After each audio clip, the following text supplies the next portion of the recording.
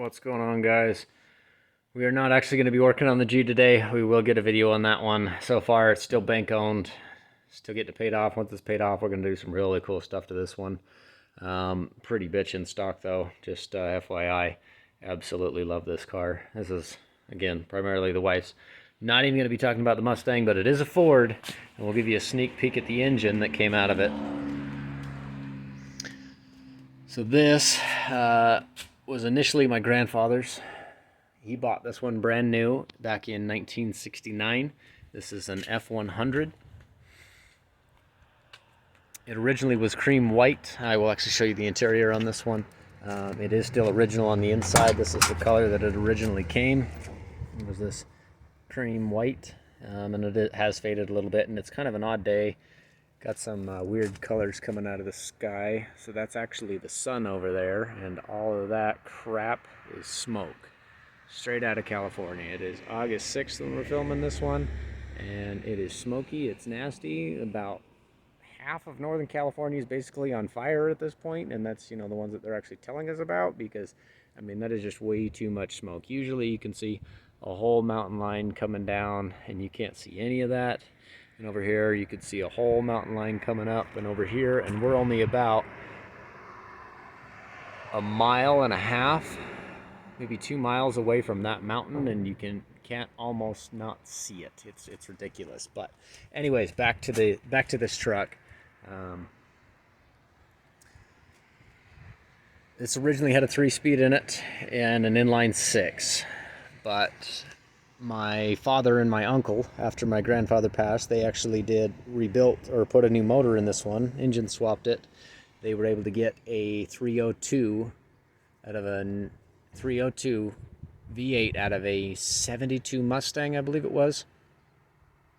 I know that would probably piss off a lot of you now, but that was back in the early 90s, about the time I was coming around this planet.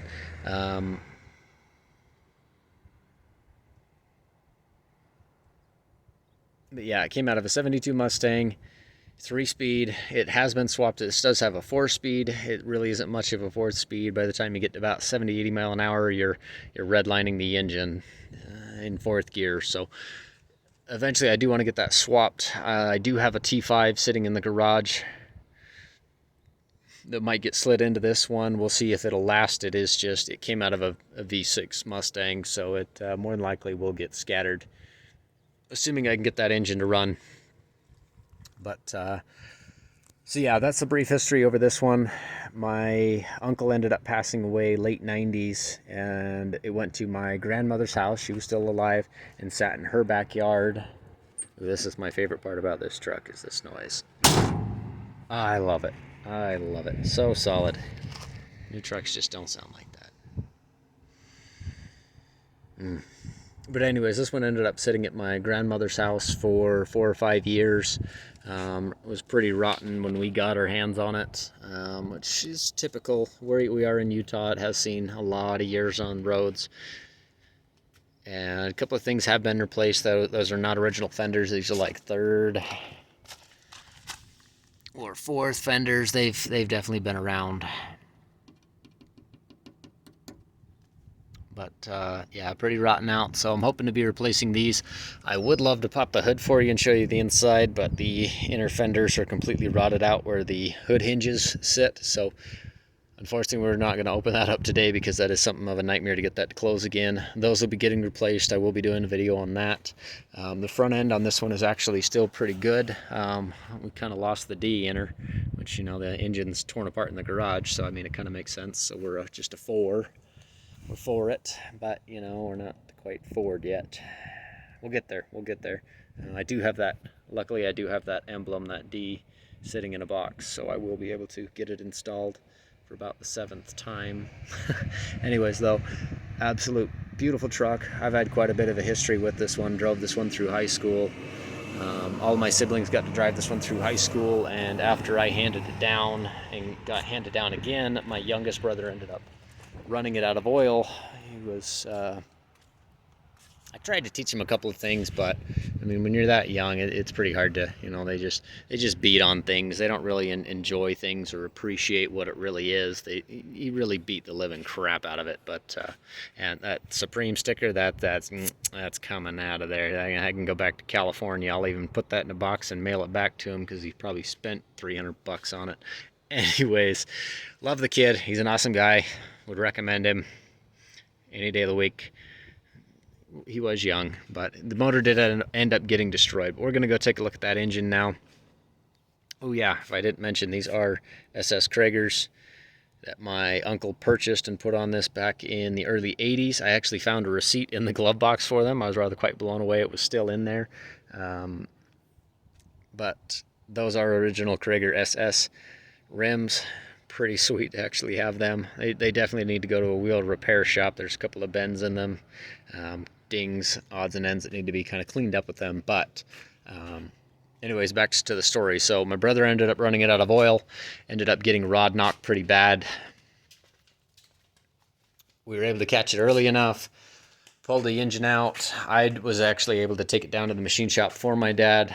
He was actually working out in California at the time and still living out here. But I was able to get the engine pulled out, drug it down to a machine shop. It's kind of a sad story, but the gentleman ended up breaking his back snowmobiling and got hooked on pain pills. And that's a very common thing in America now is you know, opioid crisis it's quite the nightmare. We got people dying all over the place, but he ended up getting hooked, ended up losing his shop, losing everything. But he was in the middle of all that, when we took this engine down to him, and of course I didn't know. But he'd done quite a bit of work for me, rather quite good guy, knew exactly what he was doing, done a lot of really good work for me, never had an issue with anything I ever sent out, from cylinder heads to engines, everything came back just pristine, never had a problem with them. But he ended up rebuilding this for us, ended up having to clean up the crankshaft a little bit, not too bad. Went through the entire motor, new lifters. We ended up putting a brand new thumper cam in this one. I believe they were sealed power pistons, is what the part namer came up with. I'll actually show you what ended up going wrong. So we got it rebuilt. When I was done with it, got it back in the truck, got the trans put back in it, got it running again. It ended up driving around up here in Cache Valley, northern Utah, for about 4 or 5 years, and then ended up getting shipped out to California once my dad had purchased a house out there and moved out there for the work. And my younger brother drove it around, and the engine ended up letting go. We were chasing a random misfire, what seemed to be random. Ended up rebuilding the carburetor twice. And long term ended up replacing it. Went through the distributor, found that the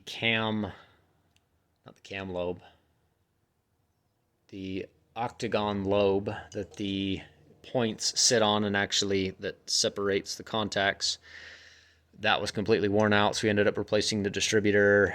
And everything seemed to make it run a little bit better, but nothing quite fixed it. We adjusted the valves, and that made absolutely no difference at all. Finally, my dad got pissed off, ended up pulling the motor out of it, and tore it down. He had the heads torn off of it, and as you can see, the pistons are now out of it, but the pistons were still in it when I got it. It showed up sitting in the back of the truck, which is why I have it, is because he just had enough of it. He'd rebuilt this engine himself twice now, and he was kind of just over it, especially where this last time we actually paid someone $2,000 to do it. So I ended up with the truck, but what ended up happening, and we do have some pretty significant cylinder damage. This is already bored over. This is a Ford 302. As you can see, it's all upside down right now. But we ended up getting some pretty significant cylinder damage. Now, I've already honed this out, but the problem is that we are already bored 60 over. Wow, that actually looks a lot worse in the video than it actually is in real life. It's actually fairly smooth. There's a little bit of a lip that I'm catching. Realistically, I probably should just be throwing this block in the garbage. However, the crank is still intact, and the bottom end spins over fine. The bearings were all fine. The biggest issue was just that we had a couple pistons come to pieces, and it very well could have been the youngest brother that was driving this when it did end up letting go. Too much heat dumped into the engine for too long of a time, but realistically, I do believe that it was the ring gap that ended up destroying this one. And the engine was still running fine, nice, smooth, no knock, no issues, no metal in the pan. In fact, I've got the pan sitting right here. You can see that gray, what might look like an aluminum paste to you. That is actually assembly lube that is still in the engine. A couple of bits and pieces of ring down in the bottom of the pan, but other than that, no metal. Nice and clean, other than a little bit of that, I believe it's molybdenum. I need to stop trying to say crazy words like molybdenum and aluminum. Molybdenum, something like that. Moly lube, I think that's the better way to say it. But I've got all the pistons set in here, and we're going to go through a couple of these, show you just exactly what happened. So this is cylinder number 2. This was the absolute worst one. As you can see, the top of the piston is actually busted off, and you can see that there are little bits and pieces of ring that have just smashed themselves into the top of that piston repeatedly. And it was crazy because it wasn't really making noise. It didn't sound like it was chewing itself to bits or nothing. It did do a little bit of damage to the cylinder heads, about the same kind of just embed marks. So I'm gonna have to get these cleaned up, sanded down. These are just the factory heads too. I may just end up replacing them eventually. I want to make sure that this thing is going to run again, being that we are bored 60 over, and I did have to dingle ball hone, I should say.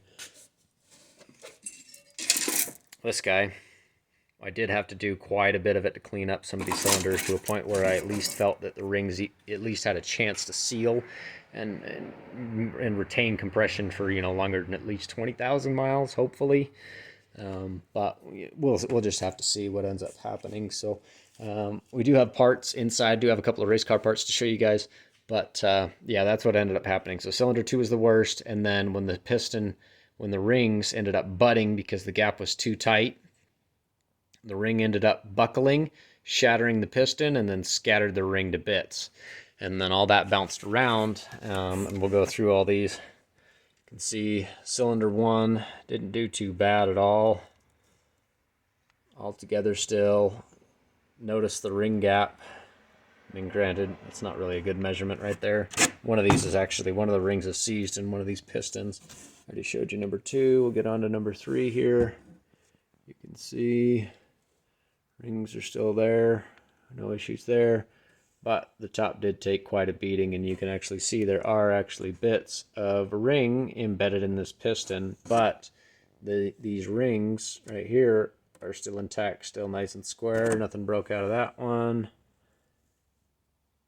and nothing broke out of that one. So it wasn't that ring that failed, it was actually a transferred. So when that ring busted and ended up on top of the piston, it actually went up the intake manifold and back down another cylinder and went down a couple of them. So that was cylinder number 3. That one was pretty bad on top. Overall, that piston could be reused. Cylinder number 4 took a little bit, nothing too significant though. And realistically, that piston really probably could be reused. You would definitely want to clean all those edges up, because those sharp metal edges that are sticking up now, those will actually end up creating detonation at a lot lower temperatures and at a lot less spark timing advance. Will actually end up costing you a lot of power. So if you were going to try to reuse something like that, you would definitely want to clean it up.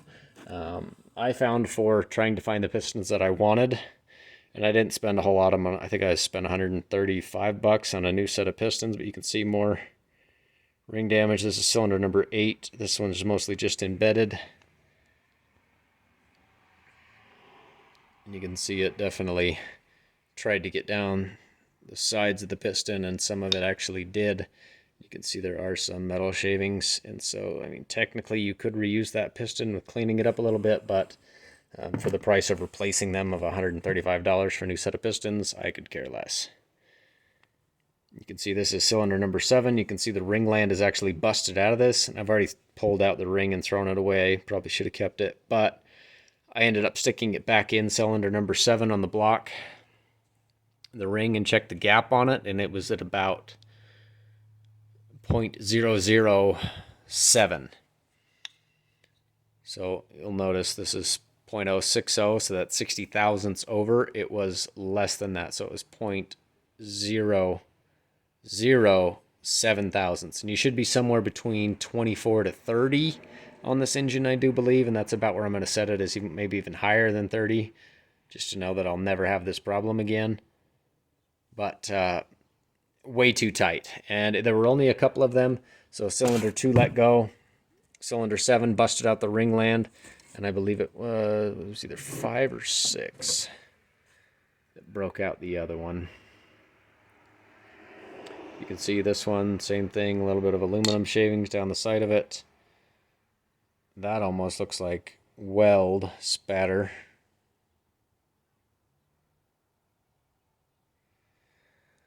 Cylinder 7 wasn't, or that was cylinder 6, and cylinder number 5 must be our other unlucky, and it's not. Huh. Yeah, one of these other pistons also has the skirt blown out on it. And I checked the ring gap on that one as well, and we were way undersized. The ring gap was just way too tight. So a pretty catastrophic failure. Pretty upset about the the end result by the time everything was said and done.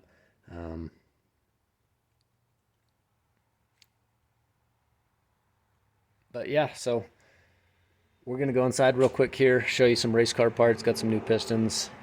Now we probably won't show you those today. We'll wait till we get these rods pressed. So unfortunately, this is a press style piston pin, and so I do need a rod heater in order to get these ones out and get them transferred over.